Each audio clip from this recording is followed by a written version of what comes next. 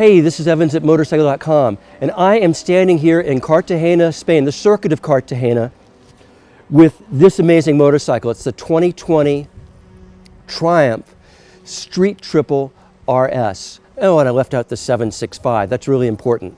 What did they do? What did they do to separate 2019 from 2020? Well, most of the emphasis was on the engine and giving it a little more power. And where they concentrated is where street riders will appreciate it the most, in the mid-range. I'll give you some numbers and tell you about that, and then I'll tell you how they did it. First, it's got 9% more torque in the mid-range. So you're talking from 6,000 to maybe 8,500. You really feel that when you get on the throttle. Similarly, you got 9% more horsepower in that area. Peak horsepower is roughly the same. I think it works out to 121, 122 horsepower. Really nice. Peak torque is 58, 59 pound-feet. So how did they improve on the engine versus last year? Well, first, this bike was developed in conjunction with the same people that designed the 765 Moto 2 engine. And so while they were working on that to make it a good race engine, the same people were thinking about how can we make this a great street engine too. So how did they go about doing this? I'll start with the intake and work my way through the engine. First, the intake duct was redesigned to give it a little better flow, primarily for the mid-range. Then it has a new exhaust cam. Finally, it goes out through two catalyzers, which create less back pressure and allow it to flow easier. So what you get is a smoother flow through the engine, and it's all directed towards the mid-range. This morning on the street, I really was able to appreciate the new mid-range. You know, street riders, that's where we spend our time.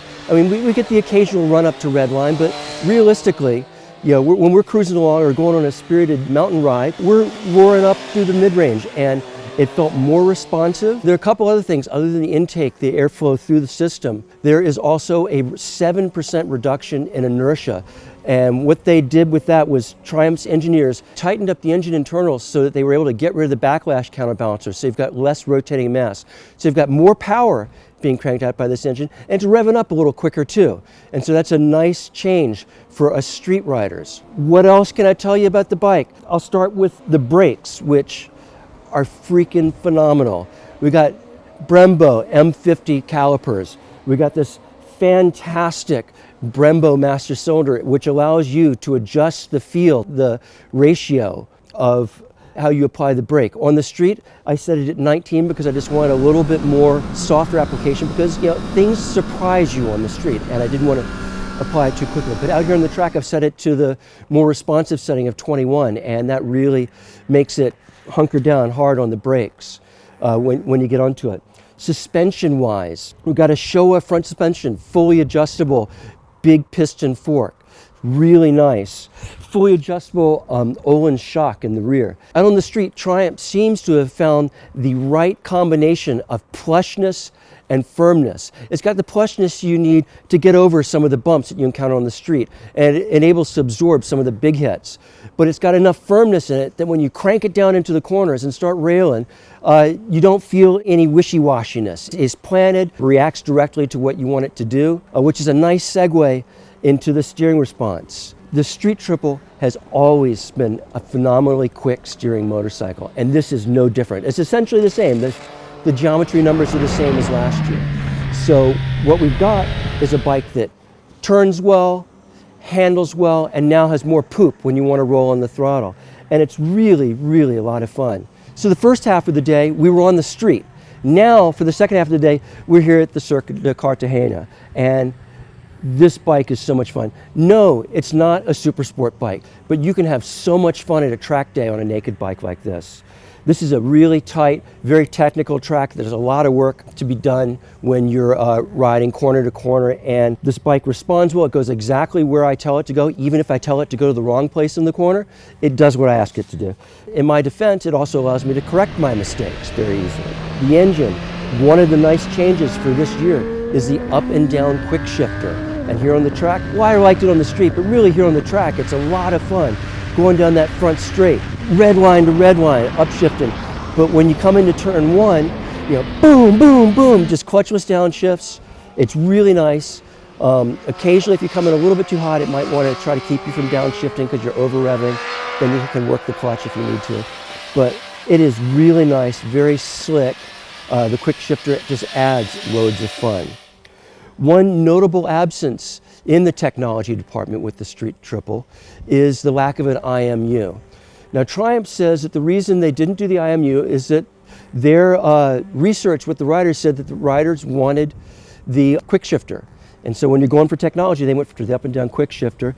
They also chose to spend their money on premium suspension components, which I can understand wanting to spend that money there. That will make a lot of Mo readers happy, because I know that they've said that they prefer adjustable suspension versus IMU. However, I got to admit, I do like lean sensitive traction control and lean sensitive ABS for a street bike, because you never know what you might run into out on the street.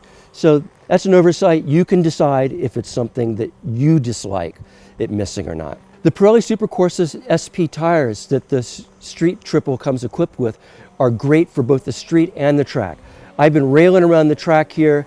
They stick like glue, nary a twitch that I find upsetting. It just works really well. Out on the street, they warm up quickly.